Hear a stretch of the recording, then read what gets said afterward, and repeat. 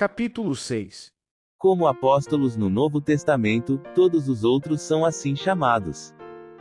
Com a morte dos apóstolos, que eram o alicerce da igreja, iniciou-se sua grande queda.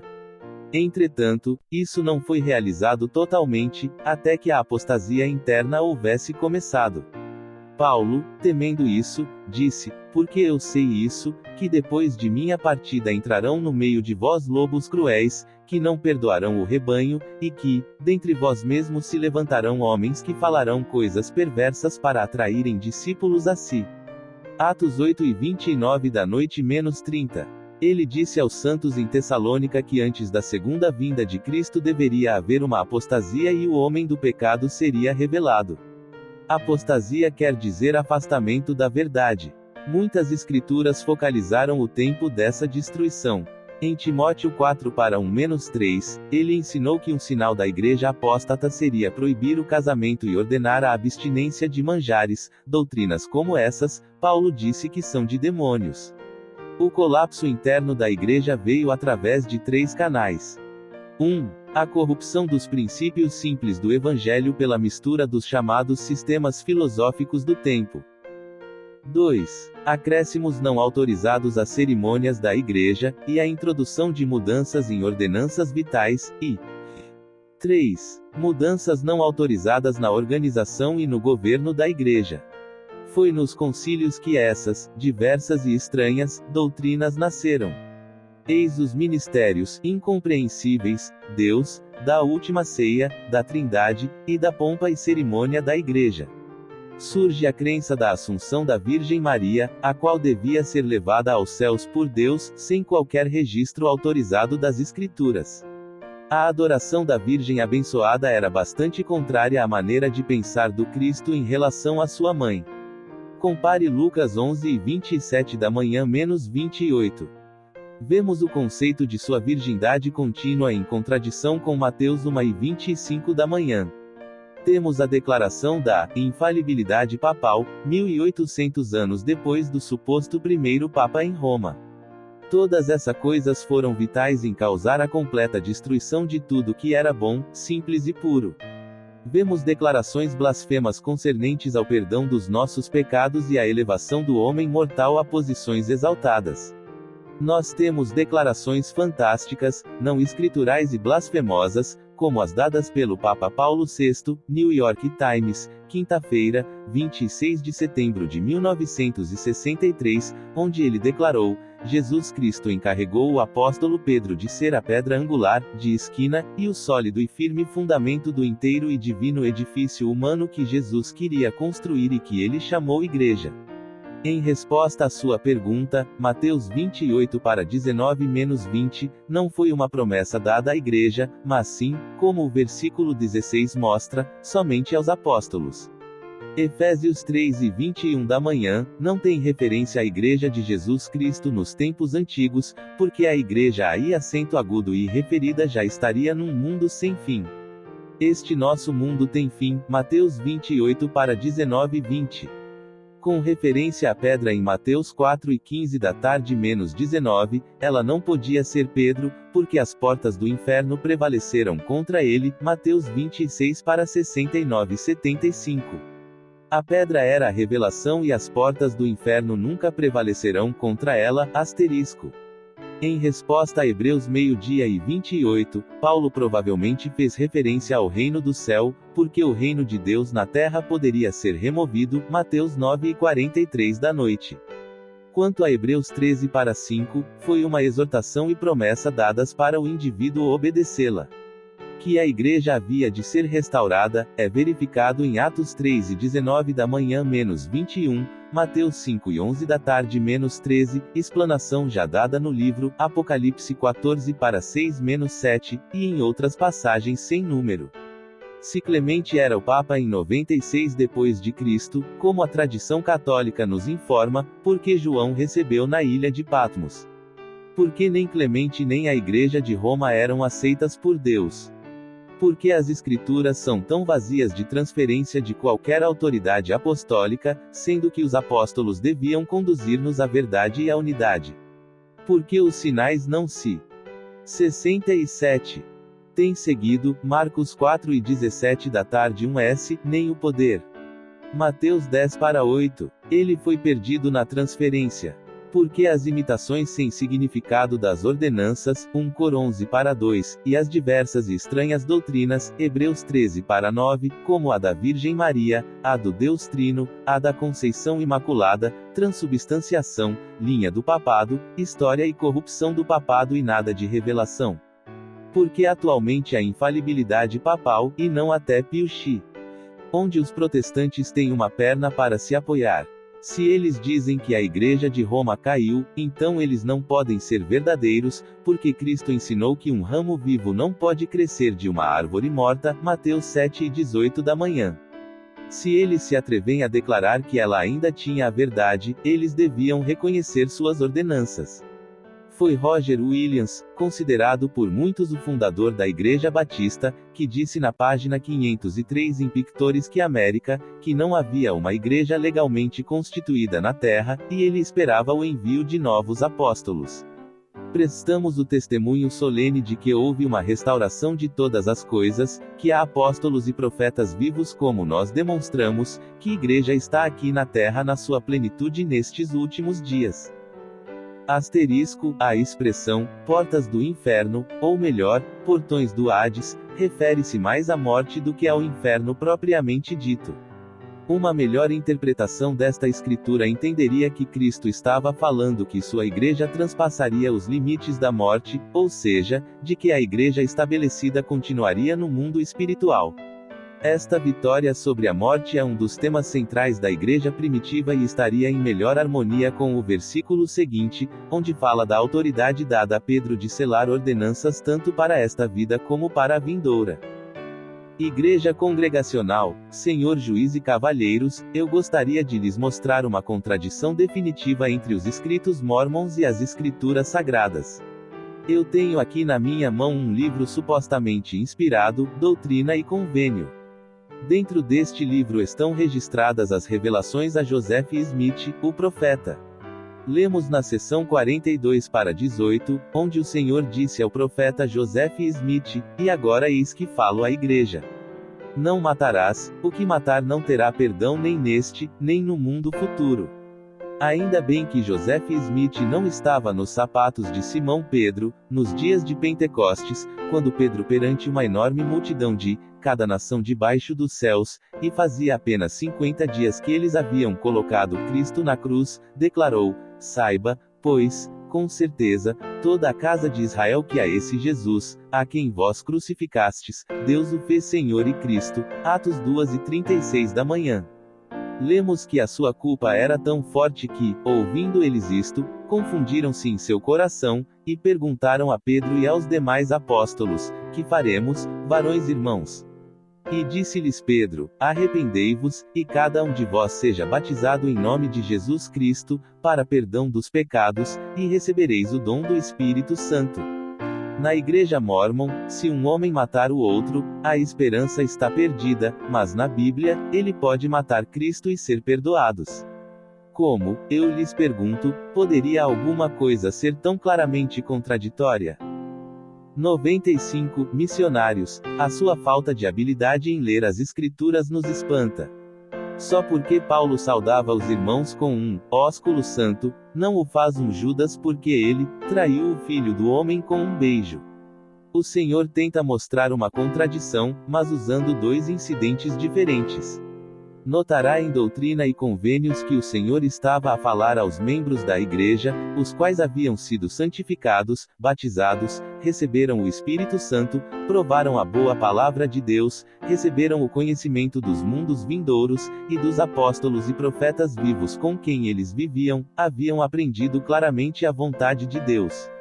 Paulo disse em Hebreus 6:4-6, porque é impossível que os que já foram iluminados, e provaram o dom celestial, e se fizeram participantes do Espírito Santo, e provaram a boa palavra de Deus e as virtudes do século futuro, e recaíram, sejam outra vez renovados para arrependimento, pois 68.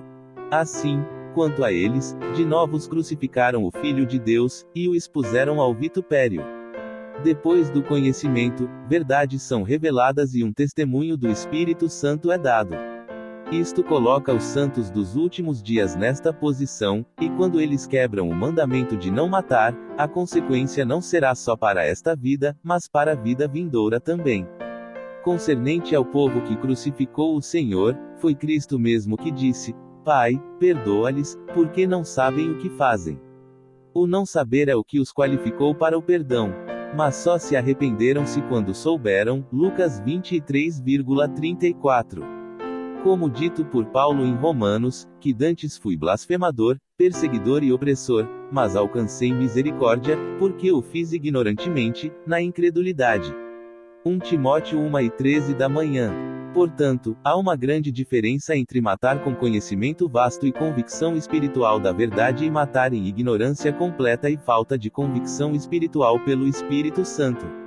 Nós acreditamos que uma pessoa que mata outra, fora da igreja, ainda será punida porque Deus julgará cada homem de acordo com suas obras, mas ele poderá ser perdoado através de sincero e humilde arrependimento e entrar nova luz com um coração quebrando e espírito contrito. Há uma seção semelhante a respeito de adultério, a 42. Se ao Senhor fosse feita aquela pergunta em relação ao perdão para o adultério, a seção está a referir-se aos membros da igreja, enquanto referências bíblicas estão a referir-se a pessoas de fora, que ainda não haviam participado da luz do Evangelho. Igreja de Cristo, e tenho em frente de mim um livro de Mórmon, no qual há duas contradições que não podem ser explicadas. Lemos que em 147 a.C., como registrado em Mosias 6:17 da tarde, foram chamados a Igreja de Deus ou a Igreja de Cristo, daquele tempo em diante. E aconteceu que todo aquele que era batizado pelo poder e autoridade de Deus era incluído em sua igreja. Porém, lemos em Mateus 4:18 da tarde que Cristo disse a Pedro: E sobre esta pedra edificarei a minha igreja. Isso era o tempo futuro. Então, a igreja foi primeiramente organizada em 147 a.C. como o livro de Mórmon diz ou depois de 33 d.C., como a Bíblia diz. Lemos em Alma 46 para 11-15 que em 73 a.C. o povo no livro de Mórmon era chamado cristão, porém lemos em Atos 11:36 da manhã que o povo era chamado cristão, pela primeira vez, em Antioquia, aproximadamente 45 d.C. 96. Missionários, pensamos que o Senhor não tem compreensão dos dois registros ainda. Eu acho que vamos ter que tomar o tempo para lhe desenhar um quadro. Arqueólogos nos dizem que definitivamente durante o tempo de Cristo, povos moraram neste continente americano. The America Before Columbus, Farensort Publishing Company The History of Ancient America, George Jones, produzida por Harper & Brothers, Ancient Cities of the New World, Conino e Ellen S. Conan, e produzido por Harper & Brothers, History of America Before Columbus Peder de Ru, e produzido por J.B. Lippincott Company, de Filadélfia. Agora que temos este fato estabelecido, podemos continuar.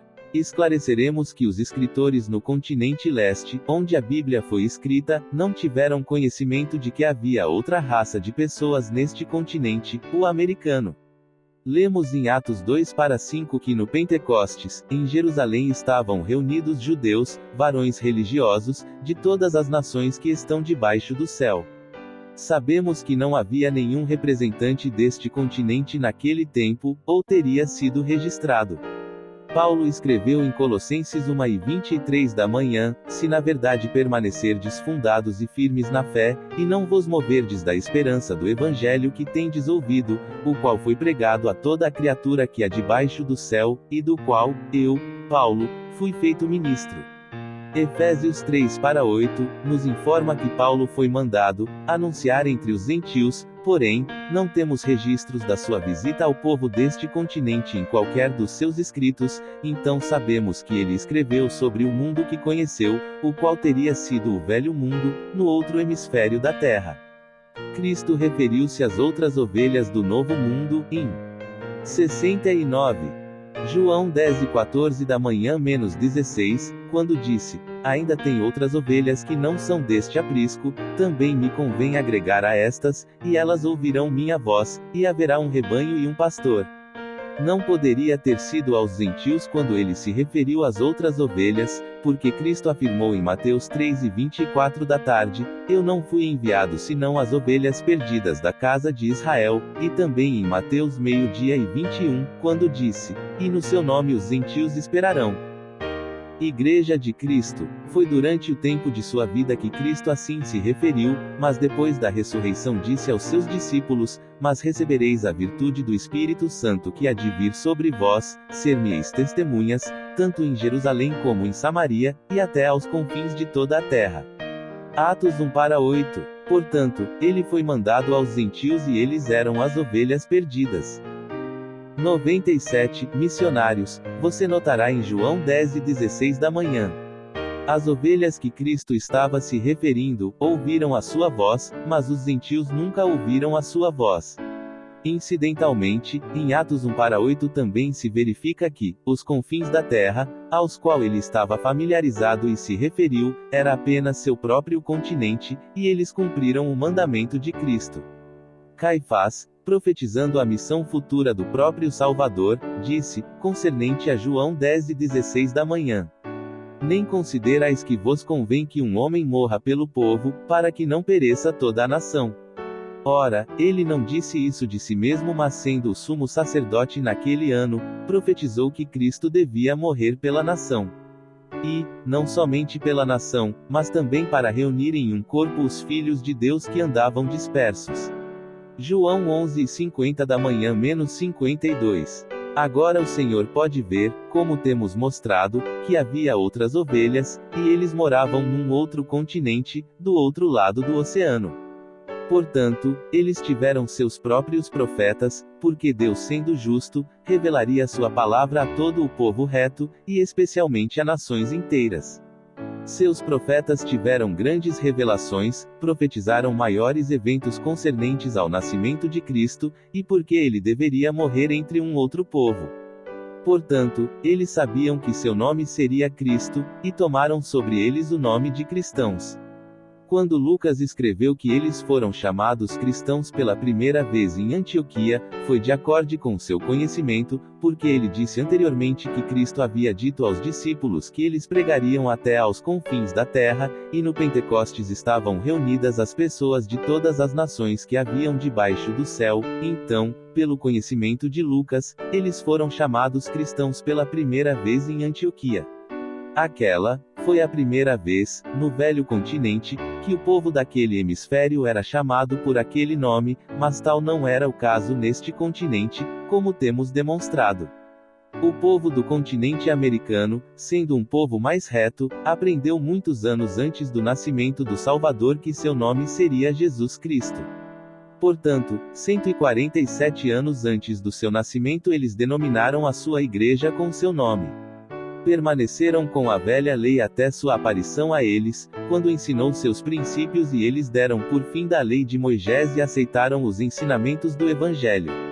Ele escolheu 12 discípulos neste continente e fez muitas coisas maravilhosas diante do povo. Portanto, mostramos que isso não foi uma contradição, mas apenas que os autores dos livros do Velho Testamento não sabiam dos eventos que estavam transcorrendo neste continente. Se o Senhor disser que eles sabiam deste povo, então isso exige que explique quando os apóstolos atravessaram o oceano e ensinaram a eles o Evangelho, Atos 1:8 e Colossenses 1:23 da manhã, ou como eles foram daqui para lá comemorar o Pentecostes, Atos 2:5, se está dito que lá estavam todas as nações debaixo do céu.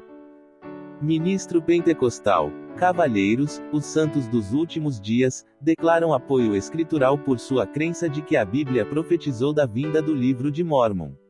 Entre essas escrituras eles tomam Ezequiel 37:16-19 e então usam uma divisão escritural para provar. 70. Seu ponto. Falando das duas varas, o Senhor continuou dizendo, versículo 17, que essas duas varas se tornariam uma só na sua mão, e então explicou o que ele queria dizer, o que os Mormons, fraudulentamente, não incluem nessa profecia: eis que eu tomarei os filhos de Israel de entre as nações, para onde eles foram, e os congregarei de todas as partes, e os levarei à sua terra. E deles farei uma nação na terra, nos montes de Israel, e um rei será rei de todos eles. Nunca mais serão duas nações, nunca mais se dividirão em dois reinos. Ezequiel 37 para 21-22. Portanto, eles usaram os versículos 15 a 20 para referir ao livro de Mórmon, mas como os versículos 21-22 mostram, Ezequiel era referindo-se à reunião dos reinos do norte e do sul que haviam sido divididos. Eles usam também Isaías 29 para 11-12 como uma profecia referindo a Martin Harris e experiência que ele teve com o professor Charles Anton, de Colômbia, o que é falso, pois ela refere-se a João e a mudança dos 7 selos no livro do Apocalipse capítulo 5.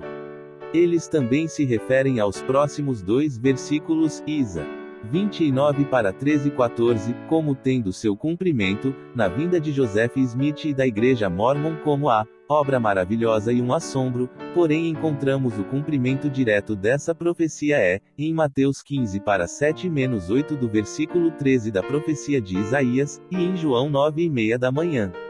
Então os santos dos últimos dias continuam dizendo que o versículo 18, Isaías 29 para 18, refere-se ao livro Apocalipse, o qual também em parte tinha livros selados.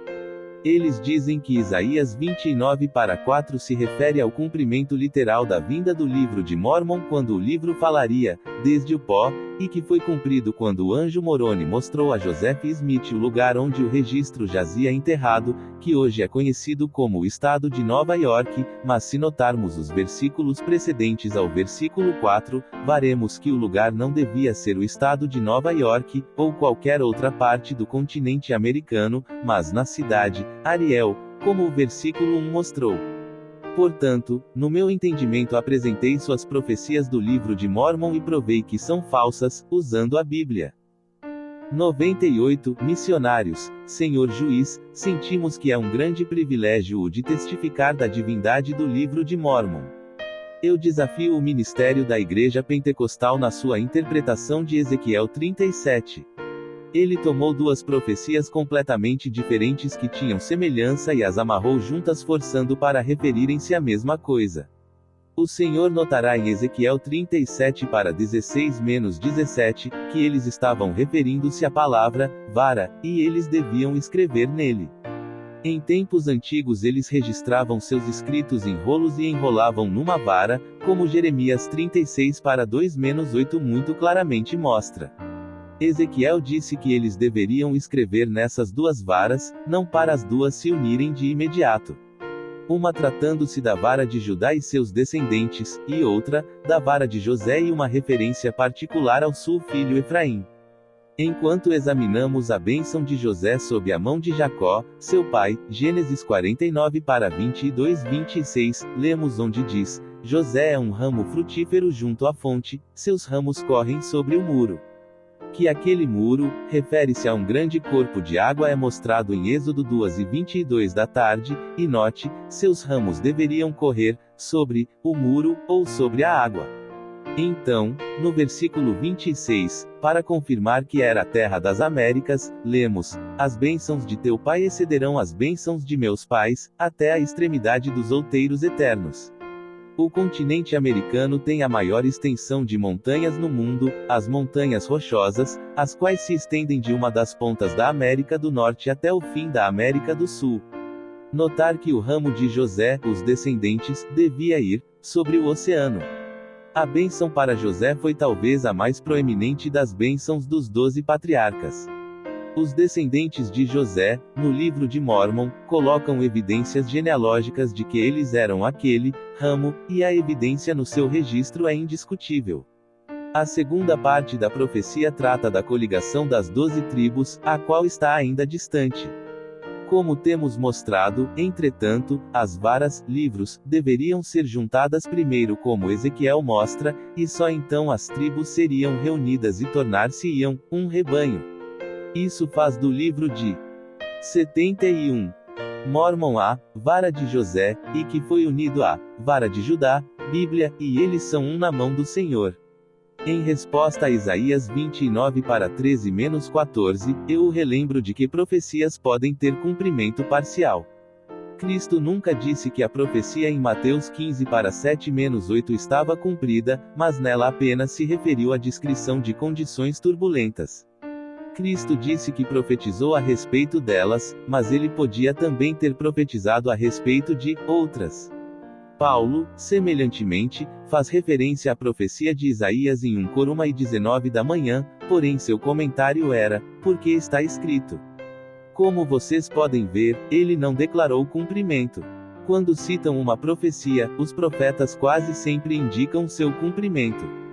Por exemplo, porque isto aconteceu para que se cumprisse a Escritura, que diz, nenhum de seus ossos será quebrado, João 7:36 da noite. Também veja Atos 3:22 da manhã 232, Mateus 3:3 e Lucas 10:34 da noite, cruzando com Lucas 10:54 da noite -62. Mateus 9:42 da noite, não cumpriu a profecia de Isaías mas referiu-se a Salmos 118:22. Portanto, uma vez que a Bíblia não ensinou que essas escrituras foram cumpridas, e já concordamos que uma escritura é cumprida quando disso a declaração de um profeta, provamos que todas as escrituras que o Senhor apresentou ainda aguardam o cumprimento. Dizer que Isaías 29:18 refere-se ao livro do Apocalipse é ridículo, uma vez que este livro não abre os olhos dos cegos e os ajuda a ver nas trevas. Ele é o mais difícil livro do Novo Testamento para compreender e interpretar. A sua declaração de que Isaías 29:11-12 refere-se a João e a mudança dos 7 selos é também ridícula, porque não há cumprimento daquele versículo. Se o Senhor tentasse fazer de Apocalipse 5:1-9 o cumprimento de Isaías 29:11-12, também falharia, porque o livro que estava selado deveria ser entregue a um que não era letrado, o qual, semelhantemente diria não poder lê-lo porque estava selado. Em Apocalipse 5, João jamais declarou que não poderia ler o livro por estar selado. Então a escritura em Isaías que citou, não se referiu a João. O Senhor pode constatar que o livro de Mormon foi entregue a uma pessoa iletrada no idioma do livro. No Apocalipse foi entregue ao Cordeiro de Deus, que abriu os selos e leu dele. Seria absurdo pensar que Cristo abrisse os selos e não pudesse ler por ser iletrado no seu idioma. Isso mostra a fraqueza de sua afirmativa.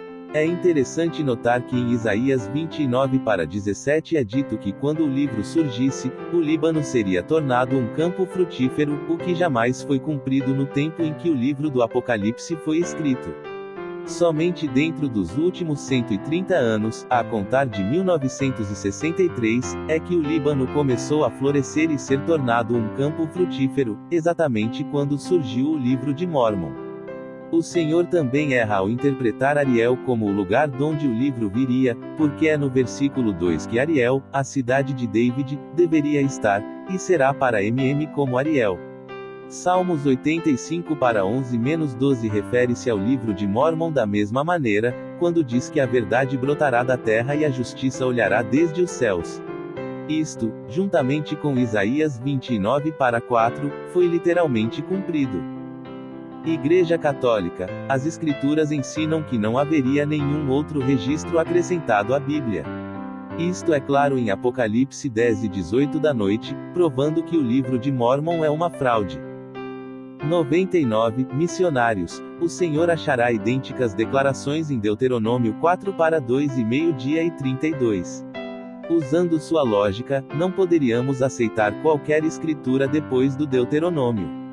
O que aqueles profetas escreveram é para que nada mais seja acrescentado ou retirado dos livros específicos que cada um deles escreveu sob inspiração de Deus. Foi o que Moisés e João fizeram em relação aos seus escritos.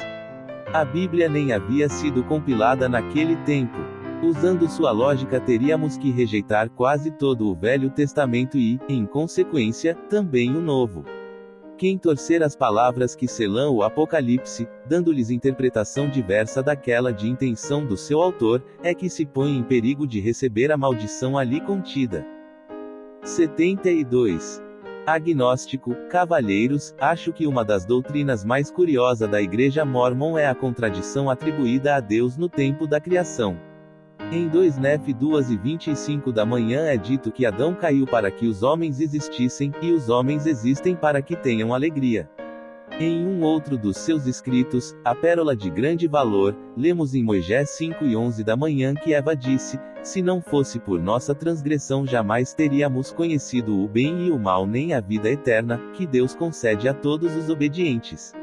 Se este fosse o caso, poderiam vocês provar pela Bíblia que Adão não poderia ter filhos desde o primeiro mandamento depois de sua criação do pó que era: multiplicai-vos e enchei a terra. Isso me parece um absurdo na linha lógica das Escrituras. De acordo com a doutrina Mórmon, Adão teria que quebrar um mandamento ou partilhar do fruto proibido ou viver para sempre sem semente. Isto aparente um Deus contraditório, deixando o homem sem escolha. Sem missionários, as Escrituras dão-nos uma descrição pormenorizada do estado de Adão e Eva no jardim do Éden antes que eles partilhassem do fruto proibido. Viviam sob condições ideais e todos os frutos do jardim eram para seu uso, menos o da árvore do conhecimento do bem e do mal.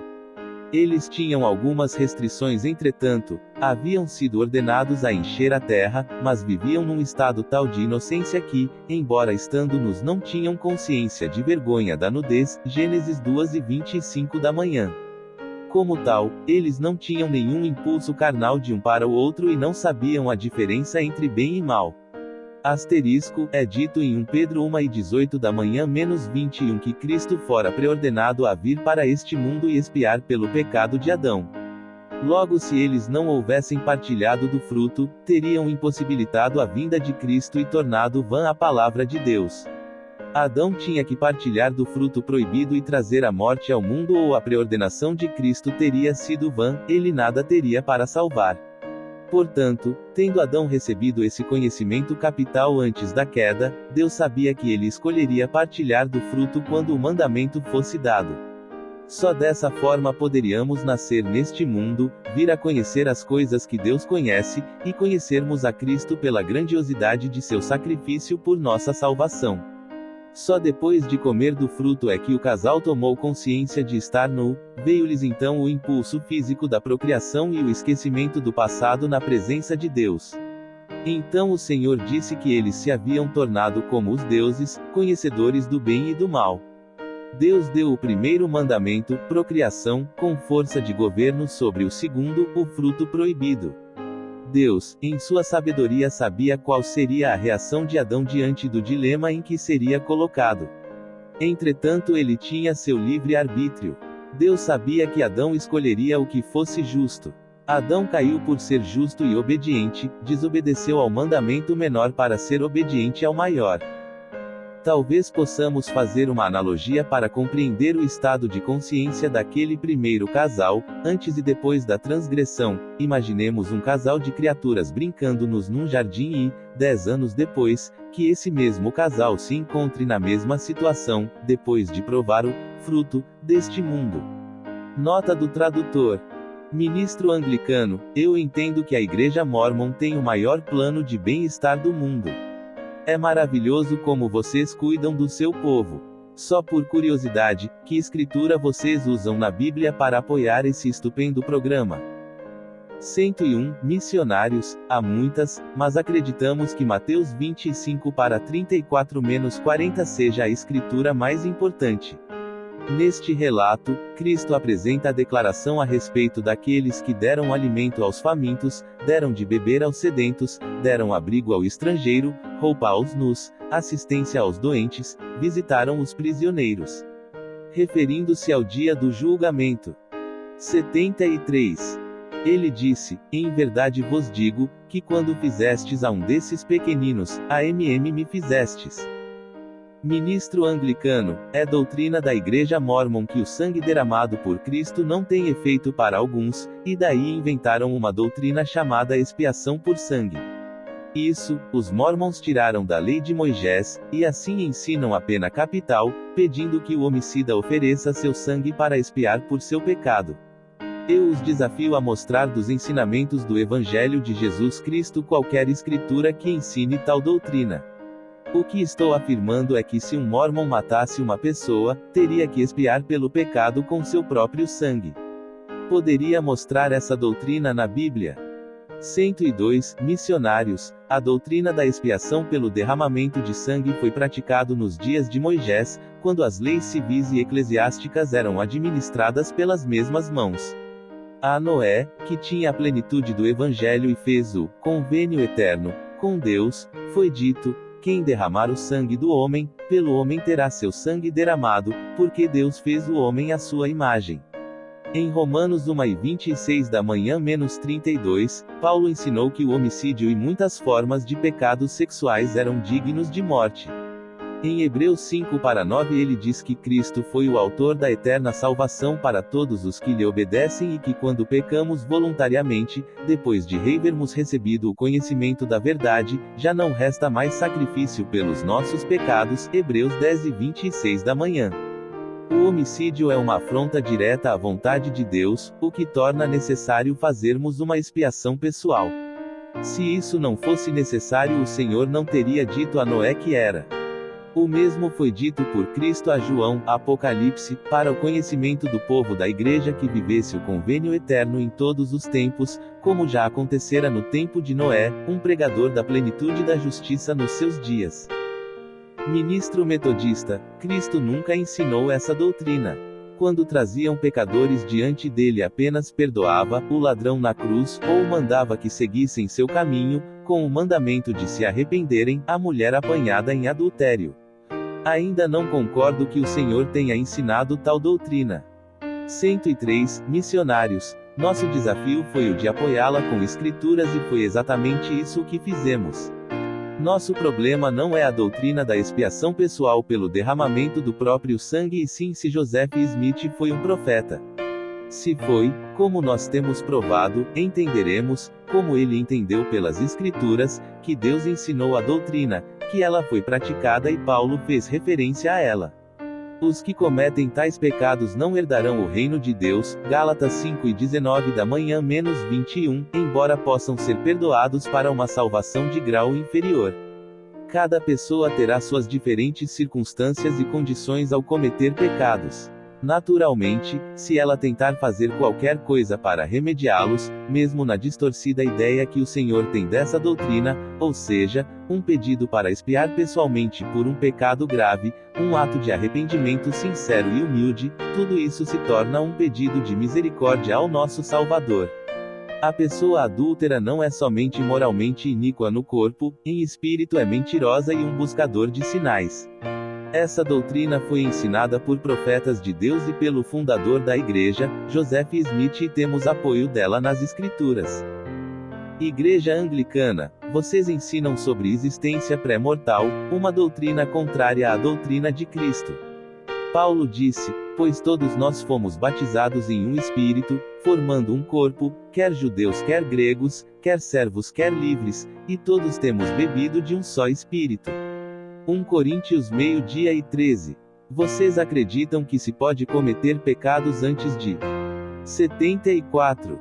Nascer nesta terra. Isso certamente contradiz a Bíblia, onde vemos: e formou o Senhor Deus o homem do pó da terra, e soprou em seu nariz o fôlego da vida, e o homem tornou-se alma vivente. Gênesis 2:7. E enquanto estamos no assunto, talvez possa explicar o interessante céu plural dos Mormons, e provar pelas Escrituras a afirmação sobre os negros serem descendentes de Caim, e sobre a vida antes e depois desta vida. Isso é o que chamo de doutrinas várias e estranhas. 104. Missionários. Já mostramos anteriormente que fôlego e espírito são coisas inteiramente diversas. Vemos que Deus pôs o fôlego no homem por meio de soprar nas suas narinas o fôlego da vida, mas o espírito do homem veio da presença de Deus. É por isso que diz o Eclesiastes 12:7, e o pó volte à terra como era, e o espírito volte a Deus, que o deu. O Senhor disse a Jeremias: antes que te formasses no ventre, te conheci, e antes que saísses da madre, te santifique, e dei-te por profeta às nações. Jeremias 1:4-5. É óbvio que a pessoa espiritual de Jeremias já existia e era conhecido pelo Senhor, ainda antes de seu corpo físico começar a ser formado no ventre. Paulo ensinou, além de que, tivemos nossos pais segundo a carne para nos corrigirem, e nós os reverenciamos, não nos sujeitaremos, muito mais, ao Pai dos Espíritos para vivermos. Hebreus 12:9. A pré-existência era doutrina bem conhecida pelos apóstolos do Senhor. Isso e demonstrado pela pergunta que fizeram, como registrado em João 9:1-3, Mestre, quem pecou, este homem ou seus pais, para que nascesse cego? Durante seu ministério terreno, que durou cerca de 3 anos, o Senhor declarou ter sido enviado e enviou seus apóstolos somente às ovelhas que se perderam da casa de Israel. Não ireis às casas dos gentios nem entrareis em Samaria. Os habitantes eram de origem mesclada com pagão, ide em primeiro lugar as ovelhas que se perderam da casa de Israel. Mateus 10:5-6. Os gentios e os pagãos estavam fora do chamado ao evangelho no momento. Assim as coisas continuaram, até que Paulo foi chamado para pregar aos gentios. Perguntamos aos SRS se Cristo fazia acepção de pessoas ou estava cumprindo uma programação que recebera de seu Pai para cumprir. Ele obedecia exatamente o que o Pai o ordenava fazer, porque era perfeita a unidade com ele e com o Espírito Santo. Hoje nós declaramos que Cristo mandou que o profeta Joseph Smith enviasse os apóstolos, setentas, e élderes missionários, para chamar primeiramente os gentios e por último os judeus. Quando os homens são chamados ao Evangelho, são chamados ao sacerdócio, porque o reino de Deus é um reino de sacerdotes segundo a ordem de Melquisedeque. O objetivo final de chamar o homem ao Evangelho é conferir-lhe esse sacerdócio, para que possa progredir pelos seus convênios até habilitar-se à presença de Deus. Dentro das prioridades estabelecidas por Deus, e não por Joseph Smith, os negros ainda não eram chamados ao sacerdócio e seus encargos. É por isso que não eram ainda chamados ao Evangelho, mas se viessem por sua própria vontade nós os receberíamos, apenas não podíamos dar-lhes os encargos do sacerdócio, não tínhamos autoridade para tal. Nada poderíamos fazer para mudar aquela situação. Deus marcou a raça com uma pele negra, que surgiu da semente de Caim, próximo dos 4.000 anos antes de Cristo. Asterisco, nota do tradutor, hoje podemos com alegria e alívio anunciar que 28 anos depois deste trabalho ter sido terminado, em Los Angeles, e depois de quase 150 anos desde a fundação da Igreja, 1830, em setembro de 1978, Deus revelou ter chegado o tempo de chamar os negros ao sacerdócio e às bênçãos integrais do Evangelho. Eles estão sendo chamados ainda antes que os judeus. Houve uma programação de chamados no meridiano dos tempos, porque estranharíamos que houvesse uma nos nossos últimos dias. Ministro metodista. Isso quer dizer que por Caim ter recebido a marca, todos os seus descendentes sofrem, pelo fato dele haver matado Abel. É esse um Deus justo, que,